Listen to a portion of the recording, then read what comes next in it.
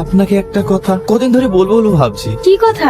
আপনার সঙ্গে যে অ্যাক্সিডেন্টটা ঘটেছিল তার জন্য দায়ী আমি। পারলে আপনি আমাকে ক্ষমা করে দিয়েন। এই কি বলছেন আপনি? আমার সঙ্গে যেটা ঘটেছে সেটা আমার ভাগ্যে লেখেছিল, এখানে আপনার দোষ কোথায়? আর তাছাড়া আপনার মতো তো ভালো মানুষই হয়নি। তোর একটু বস, আমি কিছু নিয়ে আসি। সালমা, তোমাকে কিছু বলতে চাই। হ্যাঁ বলুন। টনি তোমাকে অনেক ভালোবাসে, আর আমি এটাও জানি তুমি টনিকে অনেক ভালোবাসো। কিন্তু তুমি এটাও ভালো করে জানো টনি ছোটবেলা থেকে বিয়ে ঠিক হয়ে আছে, আর 7 দিন পর ওদের বিয়ে। এই বিয়ে নিয়ে ওদের ফ্যামিলি সবাই খুশি, কিন্তু শুধুমাত্র তোমার জন্য টনি এই বিয়ে করতে রাজি হচ্ছে না। ওকে আমি অনেক বুঝিয়েছি, কিন্তু ও আমার কোনো কথাই শুনতে চাইছে না। আমি জানি তুমি ভালো মেয়ে, কিন্তু তোমাকে বিয়ে করে ও কোনোদিনই সুখী হতে পারবে না। আর তুমি এটাও ভালো করে জানো তুমি ওকে সুখে রাখতে পারবে না। তাই তোমার কাছে আমার একটাই অনুরোধ, তুমি একটু টনিকে বুঝিয়ে বলো, ও তোমার কথা ঠিকই শুনবে, যাতে ও এই বিয়েতে রাজি হয়ে যায়। আমি জানি তোমায় কোনোদিনও পাবো না, তাই তো কখনো মনের কথাটা তোমায় বলতে পারিনি।